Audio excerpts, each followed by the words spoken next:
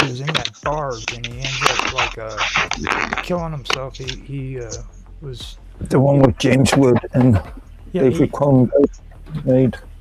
wasn't it about that VCR tape where everybody who's seen it, they freaking started freaking out. That was so cool, dude. But I haven't watched it in years. that movie. Yeah. That was almost as cool. Oh, that was actually cooler than Scanners. Hello, Bob Dub, by the way. Hi, sorry. That's okay. That's okay. I was just typing you a message because I can't join you today. I'm so sorry. We're expecting a cyclone here, and it's going to hit possibly in about 3 hours. So Callum wants you to go outside with him and make sure that everything's battened down. It probably won't hit here, and it'll probably, not come up into the hills, but it did last time. So we just want to be prepared. So I unfortunately have to do stupid real life. Hey, you take care of yourself.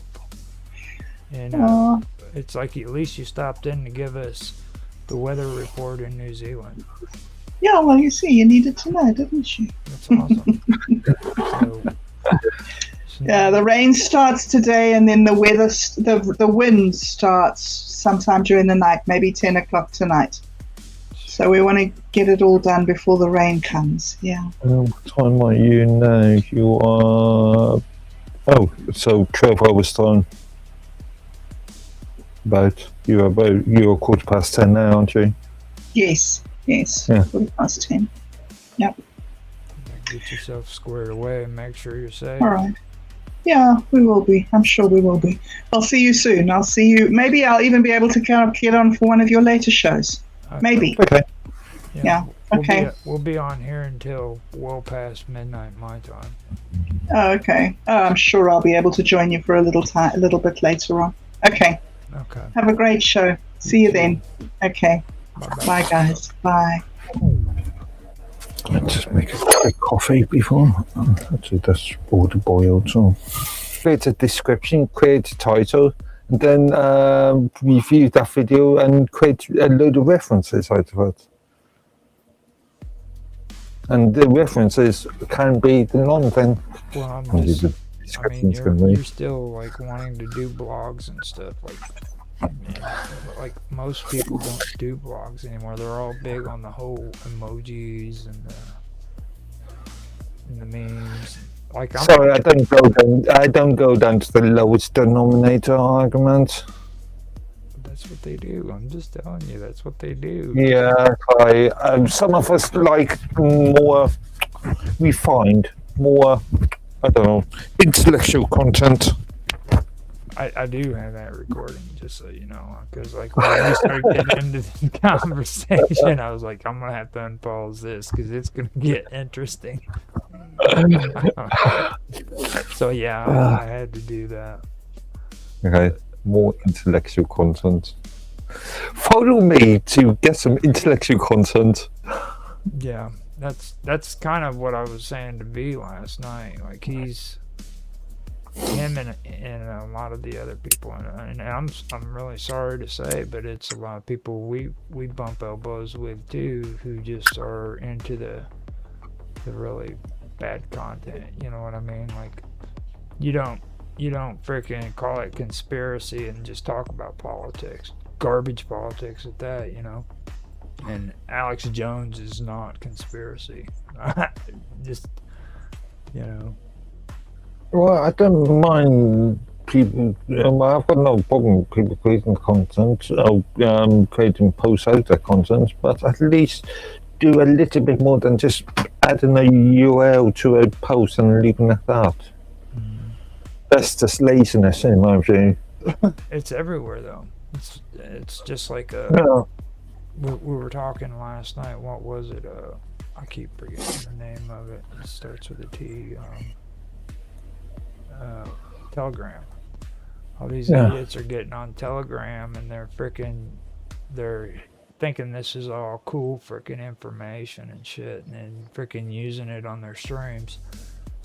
And then like I was telling B, freaking it's bad when you're on a show one night talking about something, and then freaking like 2 days later, Mr. Robot's freaking going into Element Matrix and posting the same shit that you just had a freaking 2-hour conversation about. We are trendsetters. You know? The people listen to us. Yeah. And it's like, freaking, are you serious? And then they badmouth mainstream media, saying how horrible they are and how they copy one another. And then what are they doing? They're doing the same bullshit. But they're calling it alternative media. You know? Alternative bullshit. Yeah. Yeah. Alternative bullshit. I like that. I'm going to start calling it alternative bullshit. So if anybody's on and they're listening to that and they have anything to comment on that about, please feel free to make comments. We will respond in kind. We are on YouTube. We are on Rumble. We are on Twitch. We are on Kick. And maybe we just might end up on Odyssey too. It's still confirming. And if Odyssey is lucky. Yeah, I really do not enjoy being on there too much, to be fair. It's there we go. It's up and going, so yeah, it's good. Yeah, I really, now I believe my audio needs to go up. I'm not quite sure. Let me go in there. They got everything really weird on here now. They changed everything out.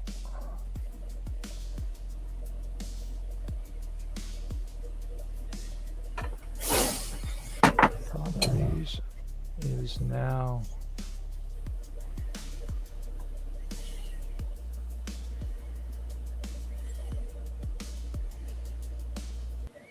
there we go. Okay, I figured it out. I'm really not.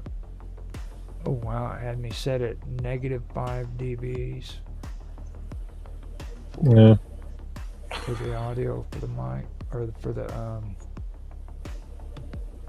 computer audio. That's really low. Try to make it at least where people can hear you, you know? And my voice is really low, so I've always got to turn it up higher.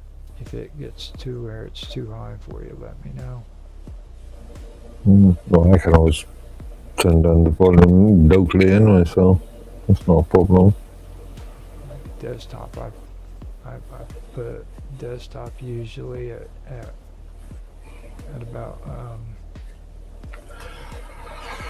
3 dBs for so that people can hear you. And the mic, I mean, for me, I've got to have my mic up really, really high because just like my voice is so soft, people can't really hear me all that great. So, plus, you know they like the sexiness. They love that sexy voice I got. Yeah. Like we're the dream team. You got the Fabio flip, and I got the sexy voice. That's why I probably shouldn't be doing the whole live stream thing, because like they want to hear the voice. They don't want to see my face. They just want me to talk sexy. You know. Okay. I keep my comments there, but I'm not going to. Would be nice. So it looks like I got the audio straightened out. Say something real quick so I can look at the bar. Say something real quick. Okay, you sound good. So we are good to go. So that's a UK sort of satire magazine. Yeah, it would be more relevant to. Yeah, that can be. That's why I always, politics is not only is it dated, but it can be very localized.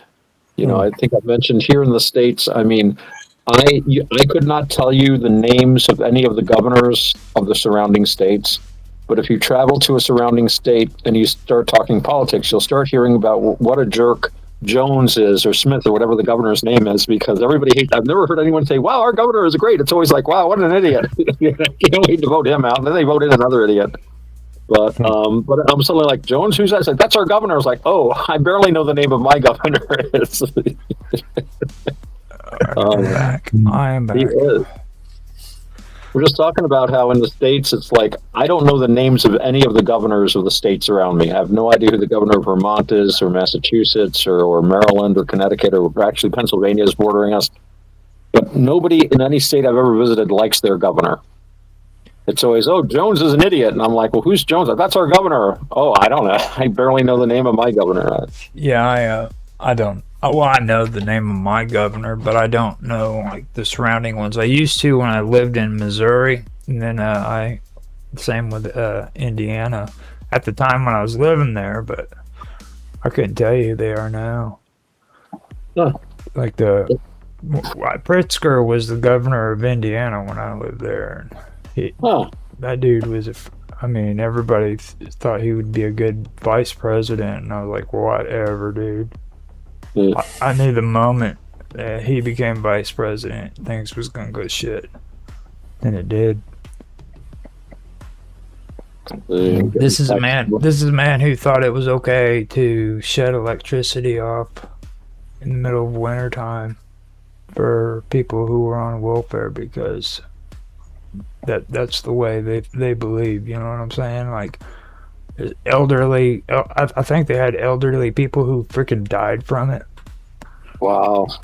While he was governor, and that was the one thing that really turned me off about Trump. That's why I didn't vote for him during that election. I actually changed to libertarian because he chose Pritzker as a vice president, and then I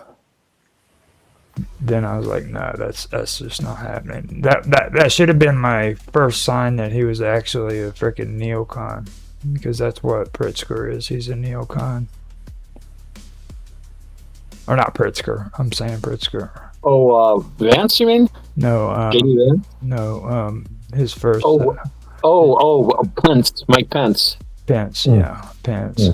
Now, Pritzker. I think Pence was about the best he could do. He never struck me as being overly bright, though. No, he was a. Do you remember? You're talking libertarian. Do you remember Ron Perot's campaign? Yeah. Ron Perot, Ross Perot. And yeah. I watched the vice presidential debate, and he had that admiral who was like, he was actually really cool, but he wasn't really good at the public stage. And there was a debate, and he answered the debate with just one word, just says gridlock, and then the whole place went wild. And if he kept his mouth shut right there, he would have won that point. But instead, he started talking, and he just wasn't always very coherent. I mean, I think the guy knew. I mean, he was an admiral, for God's sakes. But he just wasn't a public speaker.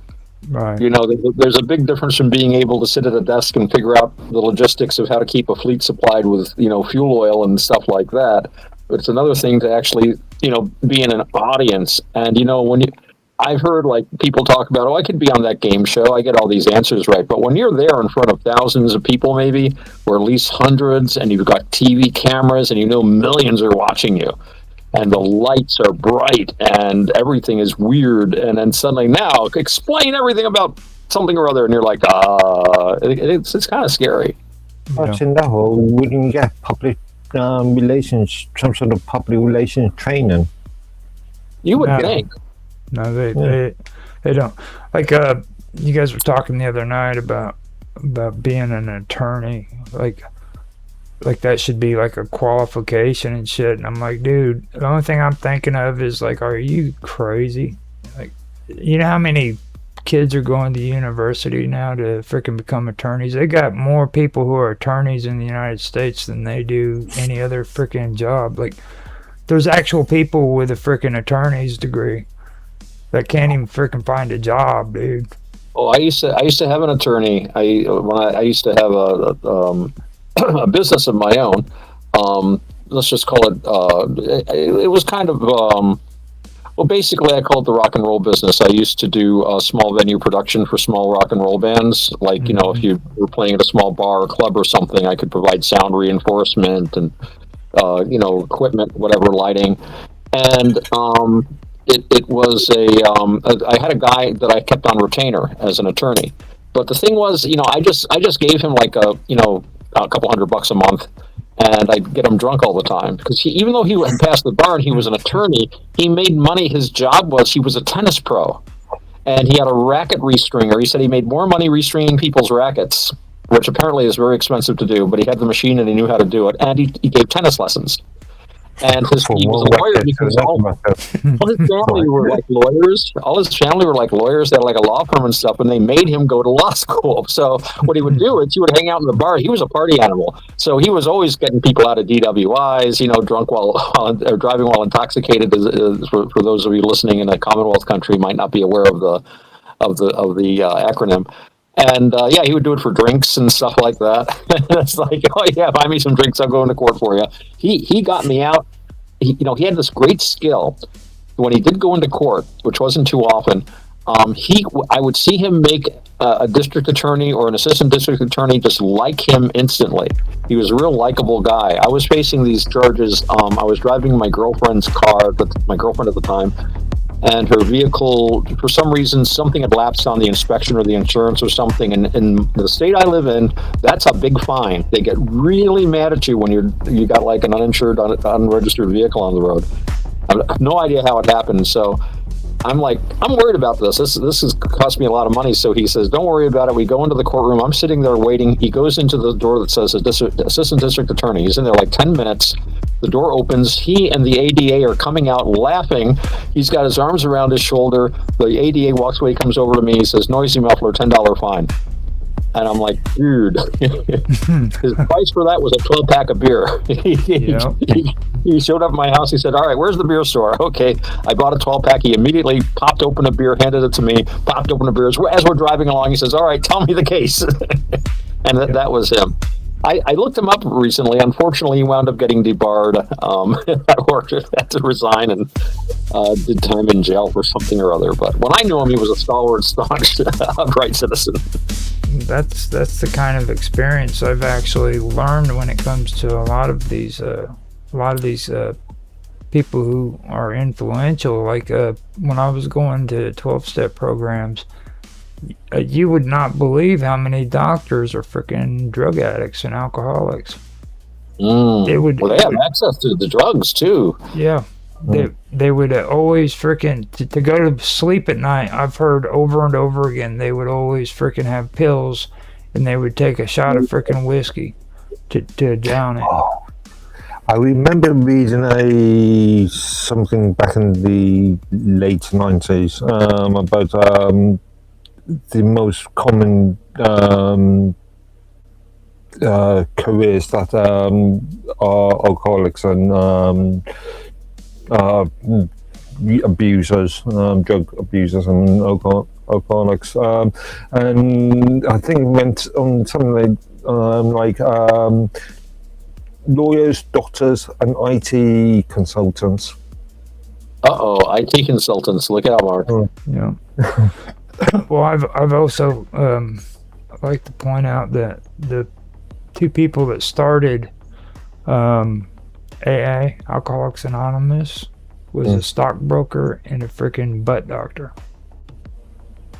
A what? You can see why they'd want to drink.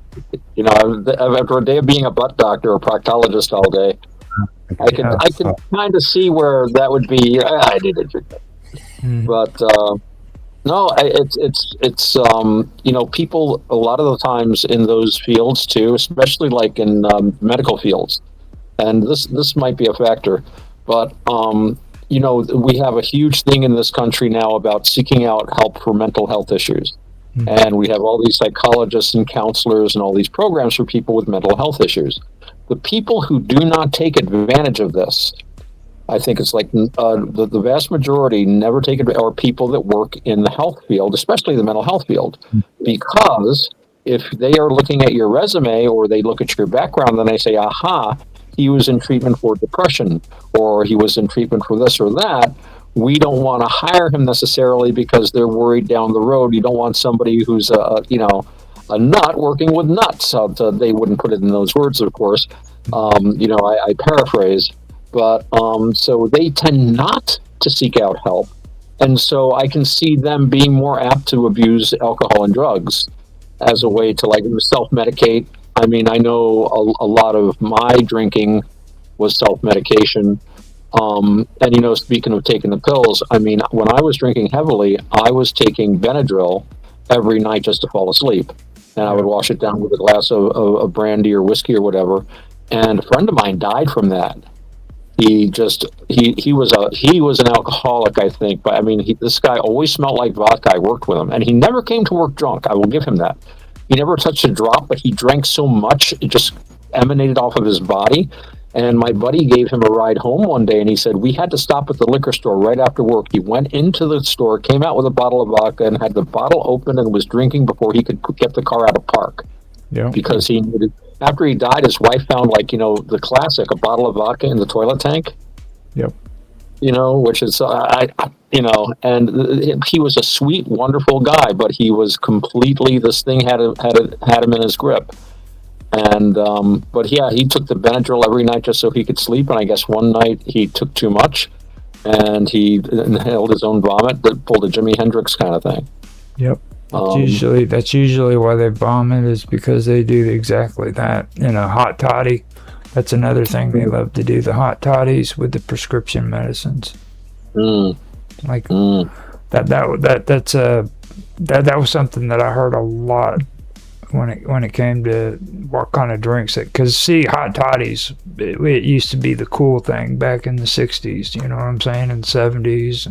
Right.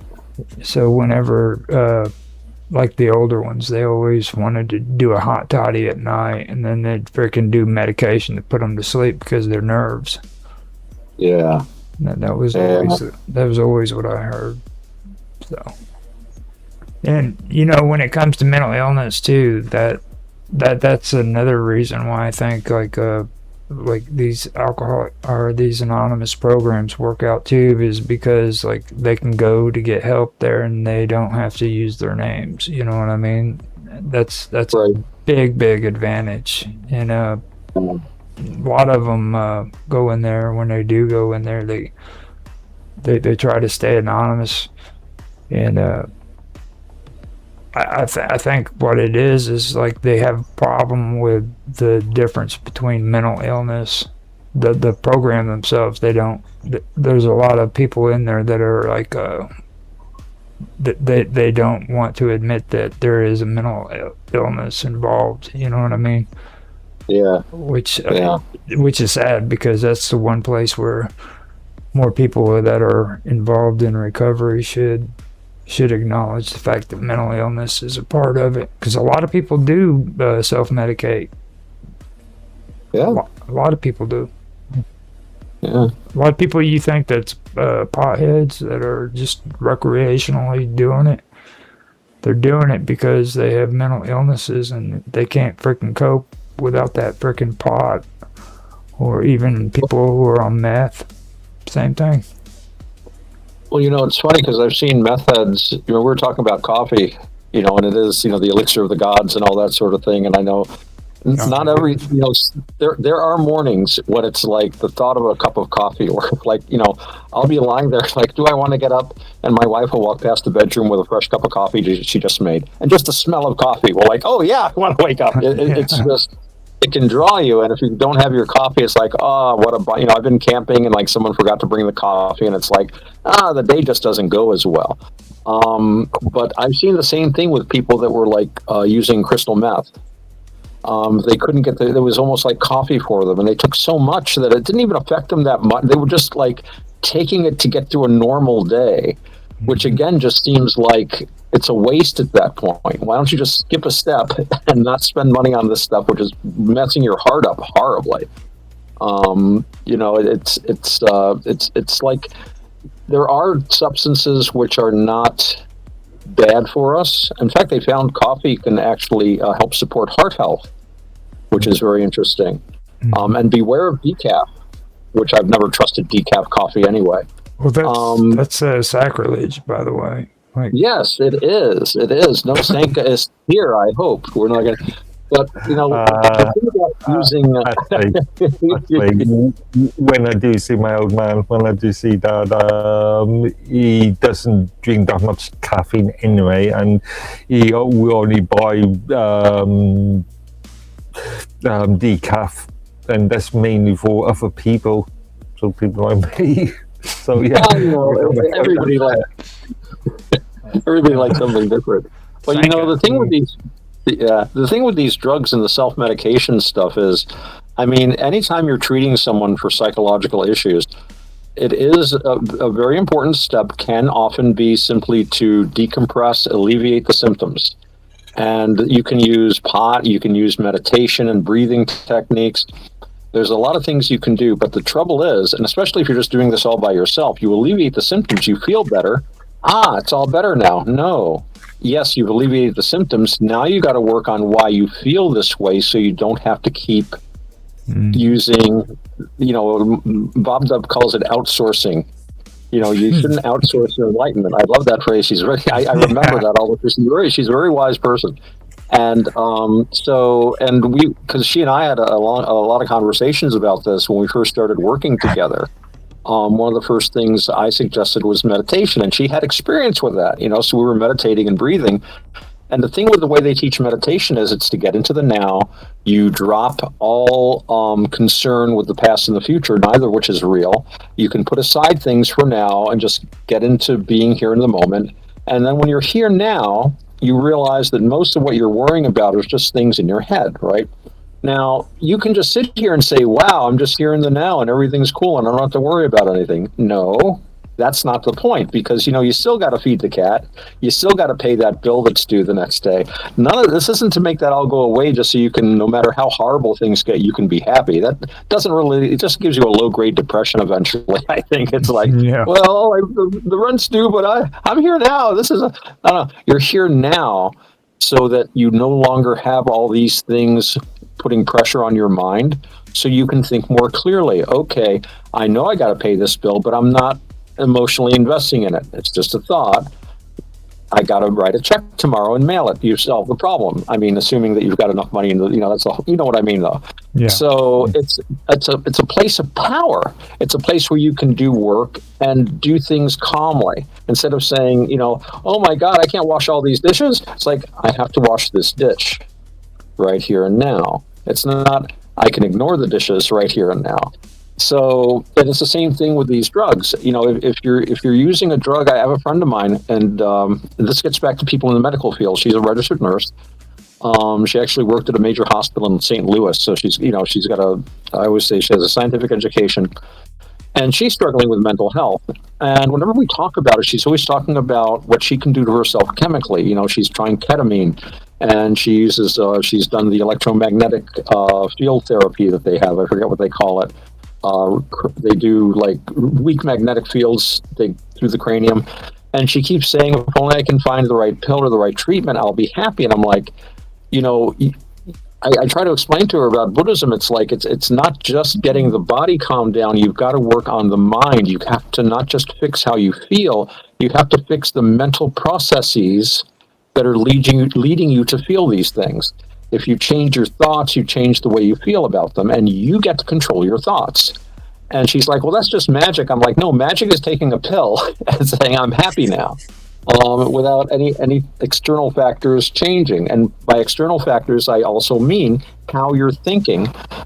In Buddhism, they talk about mental fabrication and verbal fabrication. And this is just very simply, mental fabrication is how we think about things and frame them, how we label them, and verbal fabrication is how we talk to ourselves about them. And we've all had experience with this. We have a task ahead of us, and we can frame it as, oh my goodness, this is horrible, this is a nightmare. And we talk to ourselves and saying, this is going to be terrible, you're going to have a sore back, you don't want. Or you can frame it as, good, my exercise program, I should lose about 4 pounds, carrying all this stuff. And you tell yourself, when I do this, I'm going to be really happy when it's over, and I'm going to have this done. It's very simple, but it's actually very difficult. And I've said before, and I go on, when they were first translating these Buddhist texts, it's like, what's this teaching of the Buddha? Oh, wait, you should put off an immediate pleasure so that you can have a greater long-term benefit. That's just common sense. This can't be a secret teaching. Yeah, we'll try it. Just try to do it. It's one of the most difficult things in my life that I try to do all the time, you know? So I will be right back. I have to run just down the street to get some bread and maybe some milk if I can afford it. And more potatoes. Oh, I got the potatoes. I did that yesterday. But we're gonna have cheeseburgers tonight. Nice. We're gonna make it. We're gonna make it with actually from home. It's not gonna be bought at the store. Or the Real fast food cheese or Oh, it's gonna American. be the good American cheese. We're not. American cheese like food product. American food product, processed cheese food product. Well, I mean, see, there's a time and a Like. place. There's a time and a place for American cheese, and a cheeseburger is where it's needed. So you can't use that fancy cheese with cheeseburgers. Okay. So I'll be right back. I don't know, American cheese, if they use better ingredients, because most of it is made with like soy oil or some kind of nut oil, but if you think about it, it's basically kind of a solid chunk of mayonnaise. It's just oil and, flavoring and stuff. It's like a dressing, sort of. It does have a nice flavor if you're used to it. But once I learned what the ingredients actually were, I just dropped eating it entirely. Thankfully, I'm in Europe, so I've got plenty of options when it comes to cheese. Unlike you poor Americans. You'd be surprised. A lot of restaurants now give you options of like cheddar or Swiss on your hamburger and your omelet. And although they always offer American cheese, as they call it, and actually New York State, where I live, is a major dairy state. We have huge amounts of cheese we produce here. I think I told you the story when I used to have a job where I worked repairing silo unloaders on dairy farms. And we once had to drive just hundreds of miles through the state to go somewhere as part of the business. And I remember just after like an hour, I'm like, I've seen nothing but dairy farms for the last hour. The state is just covered, and there's all sorts of subsidies for them and stuff. We have like programs here for hungry kids, which includes mandatory gallons and gallons of milk. I had one friend of mine who had kids, and they gave him this stuff. If you have children in New York State, you automatically are given these food cards, so you can go to the store and get like food. But it's like they give you so many gallons of milk a week. And he's like, I have to pour it down the drain eventually because it goes bad. They give them so much milk. And I'm like, well, it's to help the dairy farmers. Because the state agrees to buy so much from the dairy farmers, and they hand this much out to the consumers, and they don't really care what happens to the milk after the farmer's been paid. So, very subsidized. So, yeah, we have lots of cheese where I live. In fact, we just visited a store where they're selling like homemade, handmade cheeses and things like that locally. So, tourism is a big thing in this area. Nothing that really irritates me. Swiss cheese. Those. I can't remember. It was something like there's over 1,000 different Swiss street cheeses. Oh yeah. So when you say Swiss cheese, you're talking about fake sort of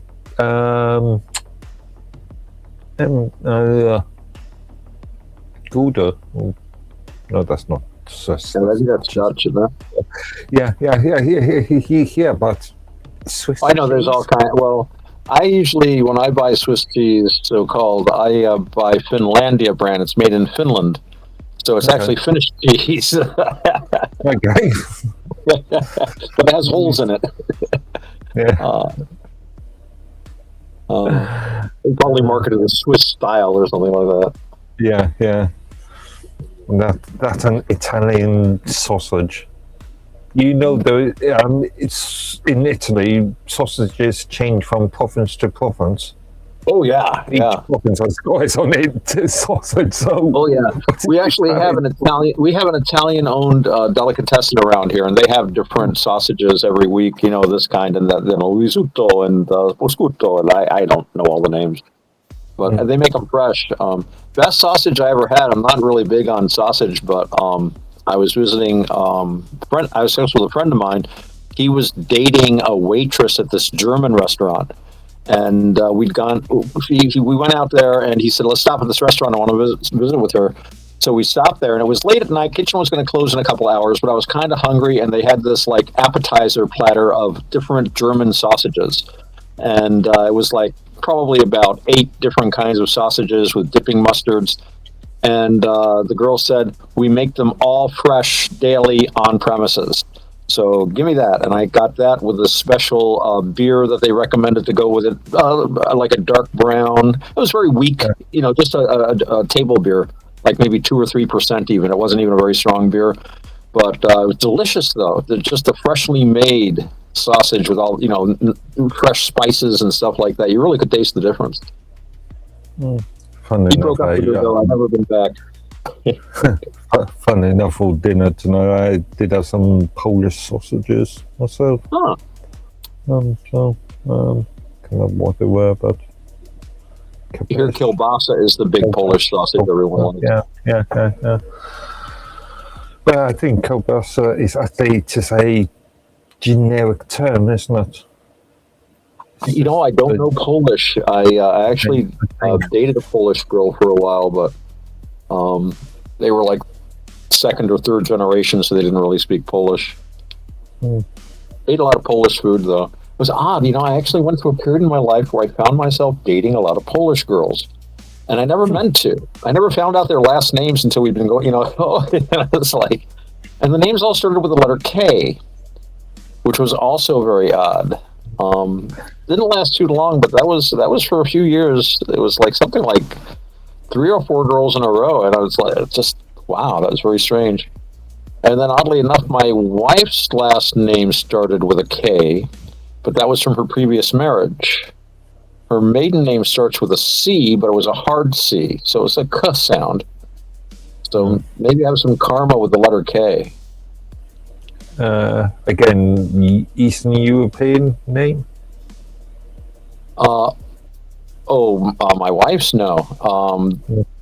Irish actually, Karen, which is German spelling. They went from Ireland to Germany, as a lot of Irish people did, and then back again. My stepson had been raised being told he was German. I said, "Dude, you're Irish." I showed him a couple of things on the internet about the origin. He said, "Cool, I'm Irish." He's telling all his friends, "I'm Irish, dude, really." Technically not Irish.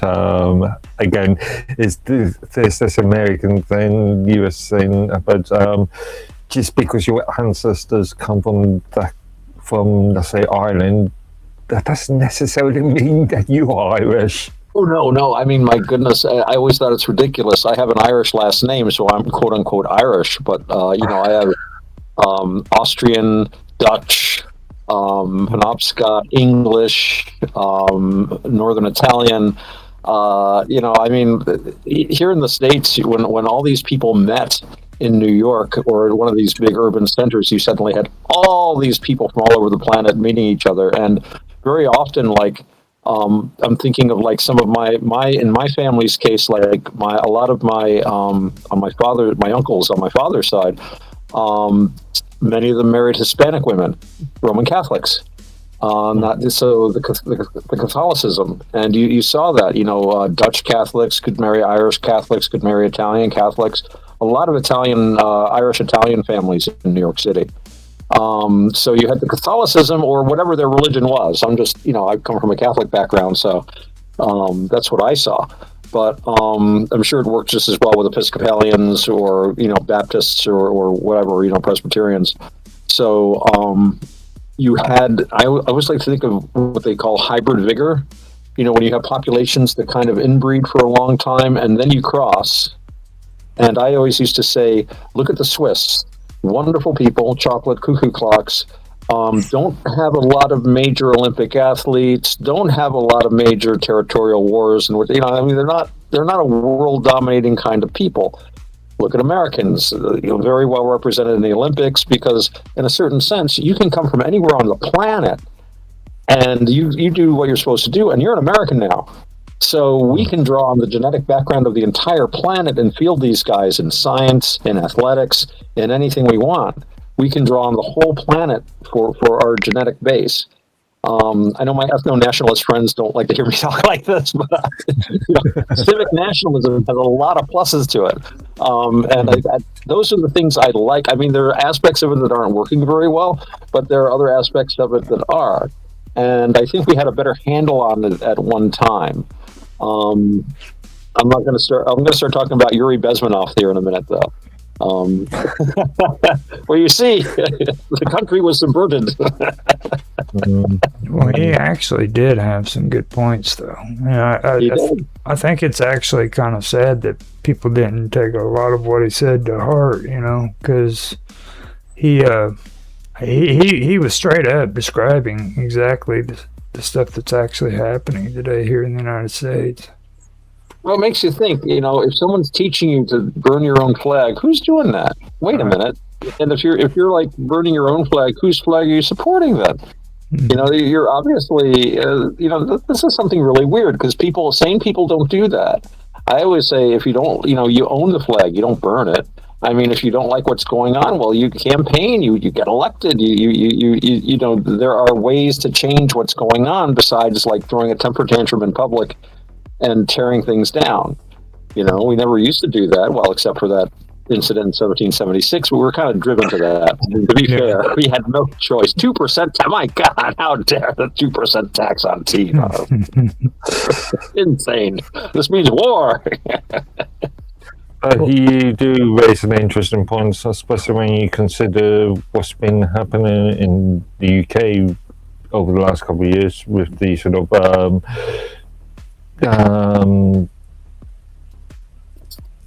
disinterest in the English, especially the English flag, the St. George's flag, the sort of destruction of statues in sort of figureheads of this country, and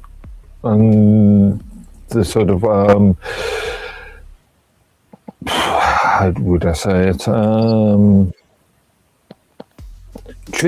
Destruction of tradition. Deliberate sort of history. Yeah, it's your history. Yeah. You know what I mean? It's and then if you take what he was also saying and you listen to it, he's also talking about these movements. Okay, like we've got these movements. It doesn't and the subversion doesn't care about what movement it is. It's going to subvert it, okay? It could be a nationalist movement. It could be a socialist movement. It could be those, hippies sitting out there freaking protesting. It could be any of them, you know what I mean? It could be the Greyhound freaking strike that took place back when he was talking about this stuff. You know what I mean? These people are going to come in and they're going to subvert your freaking society by freaking giving it tons of money and pushing it to where it could be instigated. So he was always talking about like the Greyhound strike that was taking place where they were on strike. So what the socialists were doing was actually coming in and subverting the freaking actual movement. Okay, and then also going in and freaking paying off these people who were attacking the ones who were striking. Because like when the Greyhound drivers were driving, they would actually have truck drivers that would cut them off in the middle of traffic. Yeah. You know what I mean? So they're subverting the way this was going on by freaking actually funneling money into both sides. You know what I mean? Because they wanted to escalate. If you want to go down the conspiracy theory sort of concept, we could be starting to talk about George Soros. Well, that's a good example. No, that's not really a conspiracy, to be honest. I mean, that's actually a good example. I mean, he and the Koch brothers. Nobody talks about the Koch brothers no more. They're the most. They're probably some of the biggest freaking ringleaders in a lot of this shit. Because, like, over here, say, we have regulations about catalytic converters, okay? and you guys have them too, right?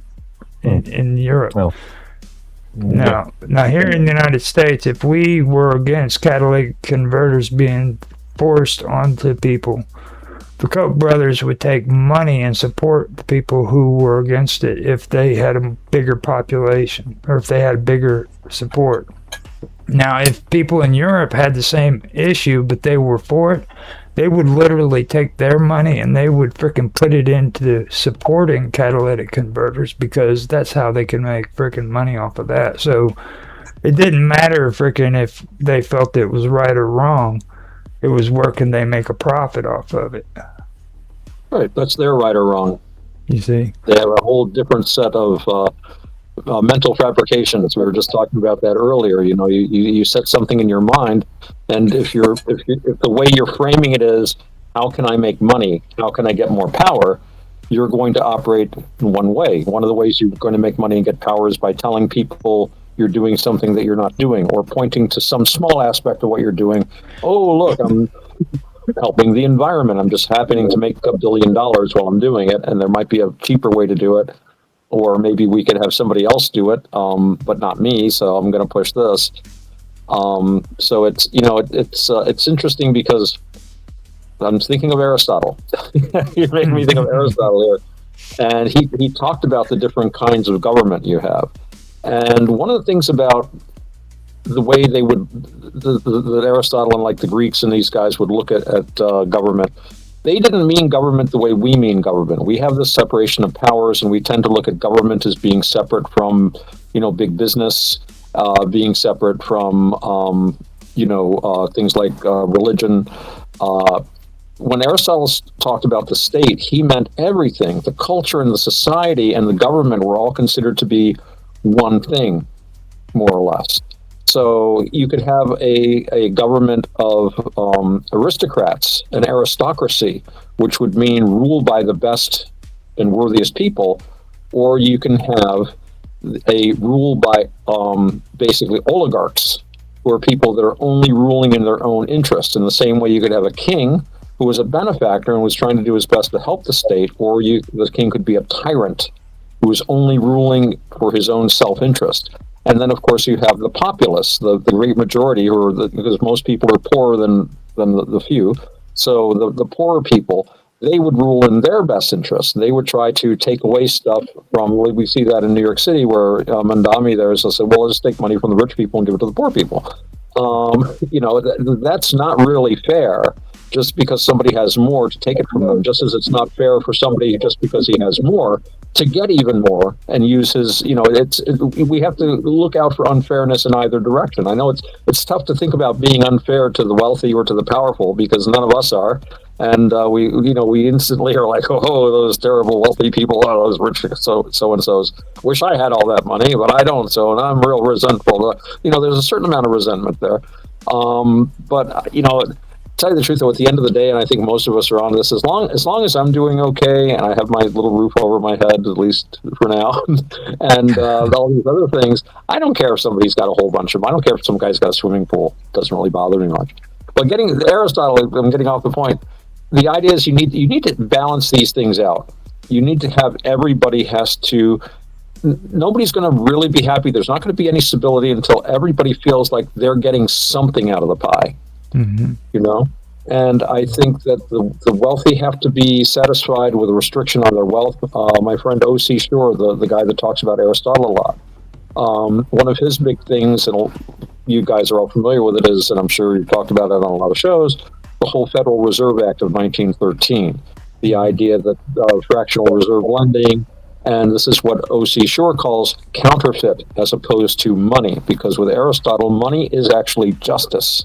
Because money is a way to equalize otherwise unbalanced exchanges, right? So as long as you have a firm medium, like a silver coin or whatever, then you can make exchanges in the marketplace. But once you can issue this money through this fractional reserve banking, this is no longer money. This is counterfeit.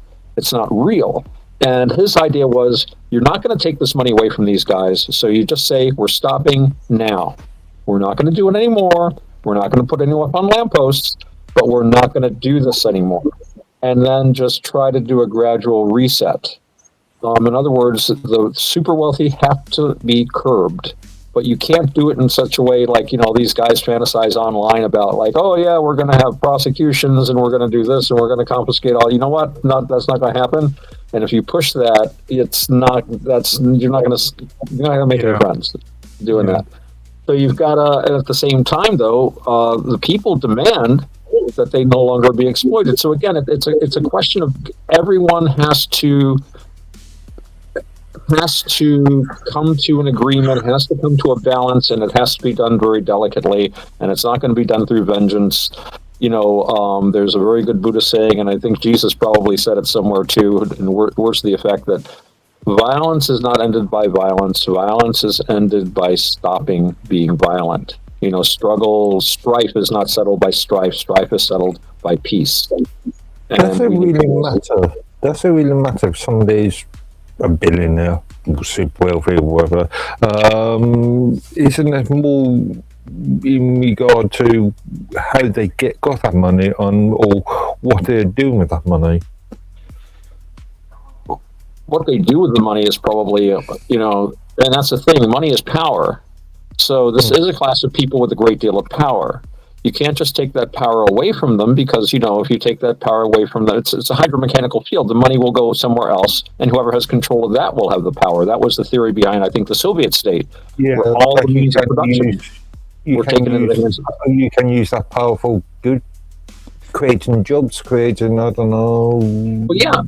There's a society. And that's actually that was the operating principle of many ancient societies. If you were a really wealthy man in Athens, going back to the Greeks, they would point to you and say, okay, Lord Edworthy, you're one of the wealthiest men in Athens. You are now a triarch. That is to say, you are to build, outfit, crew, and maintain a trireme for the event of war. So you would have wealthy people build more than one. This was like saying, Roger, you're gonna build a destroyer. You got to build a fast frigate, and crew it and maintain it and pay the salaries of the sailors and stuff for the good of the U.S. Navy. Wealthy people, and this went into ancient Rome. You're a wealthy man. You build an aqueduct. You build a coliseum. You do public works. That was how they taxed. That was their tax base in Athens. They would just grab rich people. Okay, you're the sponsor of this festival. And I've talked before about these religious festivals. That was a way of redistributing calories. They would slaughter dozens of like bulls and sheep and this and that. They would take the fat, roll some fat up in some thigh bones, burn that to the gods, and the meat would be cut up and distributed to all the citizens. So even if you couldn't afford to eat meat, and a lot of people couldn't, there was usually a religious festival going on somewhere in the city at some time so that you would eat. So, and this cost a fortune. So, you might have a guy go through a herd of cattle in a year if he was the sponsor of these festivals. And this herd was, to all intents and purposes, was redistributed to the poor people of the city. So this was like and the wealthy saw this not as a burden, but as a glory. This was a great thing, and you had a great name, and you could put your name on that building. This was built.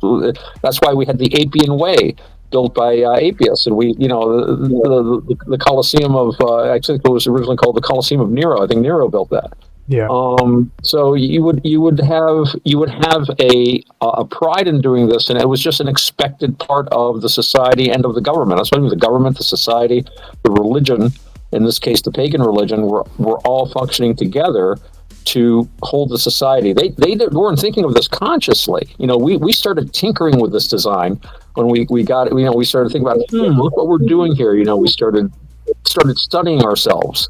And then some people got the idea, well, let's just change this and let's just change that with our societies. And here we are.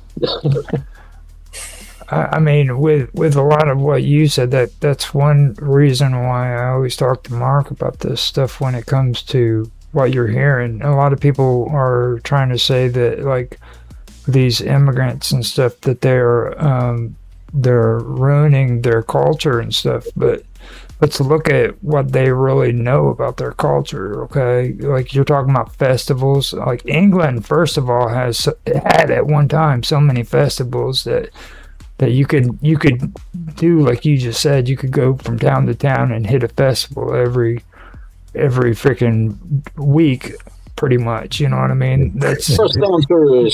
you know, and look at all the festivals that are gone now that nobody freaking even celebrates anymore. There or even here, we've actually had festivals too, which are gone, and 12 days of Christmas. There used to be 12 full days of Christmas. well, I've actually done research on that too. That's actually where they tried to incorporate Hanukkah into Christmas, and that was started. I believe it was started in England. England again, eh? Perfidious Albion. 12 days of Christmas. But you know, I mean, it's like, and I say, like, you know, when these people are saying they're destroying our culture and our traditions, they really need to start talking more about their cultures. Do they even know what they're talking about? Like, there's monoliths all over freaking England, and it's like nobody freaking talks about it. Like, that is the most freaking historically rich country you could ever go to. There's some very interesting theories about those monolith builders too. You know, they don't know a whole lot, but I remember coming across this one thing in the old histories when the Romans were fighting these people called I think it was the Cimbri. And they were one of those tribes. They'd been forced out of wherever they were, and they were wandering around. They wandered into or near Roman territory, and they got into this horrible scrap. I mean, the whole tribe, men, women, and children, I believe the number that they were, you know, you don't know about the ancient numbers, but it was like 250,000 people, which is believable. You know, at least 100,000 people. And I read one theory that they might have been a remnant of the old monolith builders that have been pushed out by the Celts, because I remember reading one, and this was just kind of an idea I thought might have been true. They were fighting the Romans, and at one time they were in the hills, and they brought these huge stones down on the Romans. The Romans had no idea how they moved them, so it's like maybe these guys still remembered how to use the levers and this and that to move the giant stones, but that they used the actual stones of the mountain to it. And I don't remember reading about any other barbarian group that did that. So it just made me think, well, maybe these guys did handle the stones. They knew how to handle like the big monoliths, because some of those were simply enormous, and we have very little idea of the religious. It had to be religious, and people only do crazy stuff like that for their religion. You know, you see a pyramid, something like that had to be religious. You know, I mean, why else would you do that? Well, that's the thing that I do agree with a lot of these ancient alien people when it comes to the pyramids, because there's no logical reason for why they wanted to build those pyramids. I mean, you can tell me, you can try to convince me until you're blue in the face that they did that to bury some rich, famous pharaoh, but I'm gonna tell you, you're full of shit. You know what I mean? Why? Because there's a lot that's involved in those pyramids. The Great Pyramid, it actually is plumb. It is 100% plumb. There's people today who can't even freaking make an outhouse that's built plumb. Yeah. You know what I'm saying?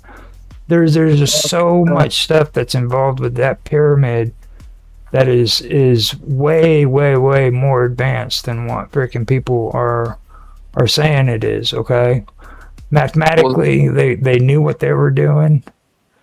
Yeah, but that doesn't discount that it was there to act as a sort of grade, as a.